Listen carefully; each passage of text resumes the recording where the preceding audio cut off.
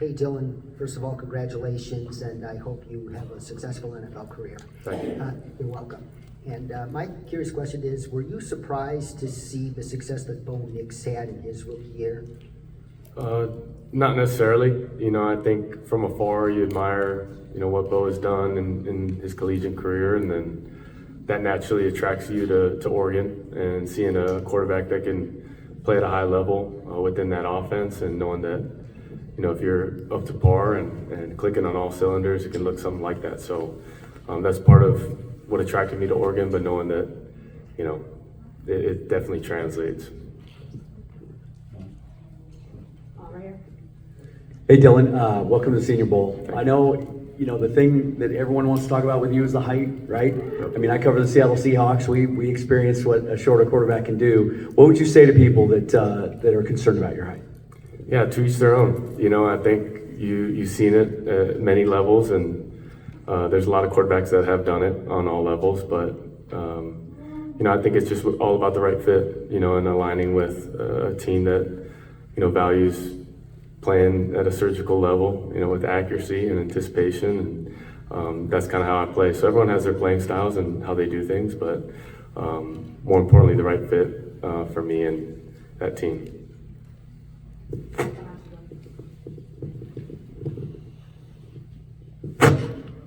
Hey Dylan, Craig Stevenson from Mayo.com. I spoke to Tez Johnson this morning. He bragged on you. I guess I'm going to give you an opportunity to do that for him. What does he bring to the table?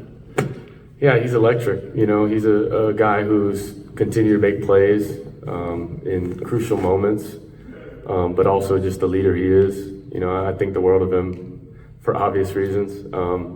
But I think, people being able to see it and kind of see his story unfold and what he's been through, I think that just speaks to how special he is as a person, but also as a player, because when he gets on that field, he definitely makes plays.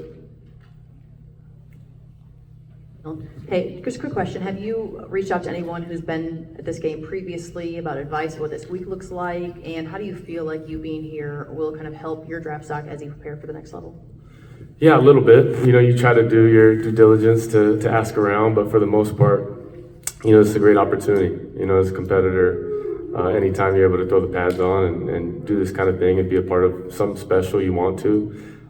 So it was very easy on my end to say yes, but yeah, I'm excited. I'm excited for what it all entails. I'm excited for the unknown. I think the more you can get comfortable with that, then the rest will take care of itself. And I've been an unknown, so it's something that's not new to me.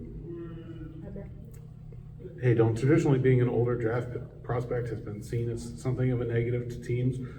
How do you, use your experience as a positive for you instead of a potential negative? And do you think the success of guys like Bo, Penix, and their rookie years after being long, experienced college quarterbacks can be a positive for you?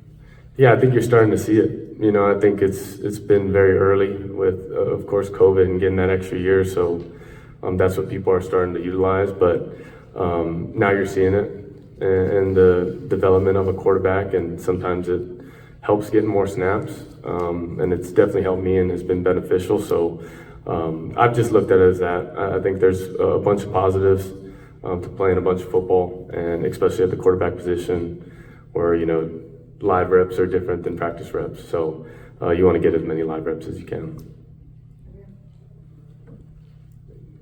Hey Dylan, obviously you started at UCF, you went to Oklahoma, and then you went to Oregon. And then this year you won a Big Ten championship with Dan Lanning and the Oregon Ducks. My question to you is, what type of lessons did you learn during all of that adversity throughout your collegiate career? A bunch. I think the common theme is continue to respond the right way. There's ups and downs and ebbs and flows within a season, but also within a journey. And this 6-year journey, I think I've continued to learn how to respond and get better each year.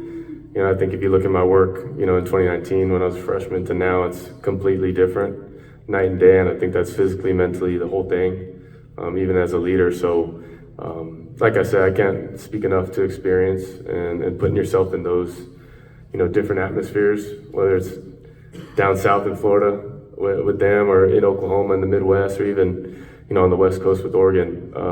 Totally different geographical, locations and people you come into contact with. So you learn how to adapt, you learn how to be around those kind of guys, and it's ultimately made me a better player in person.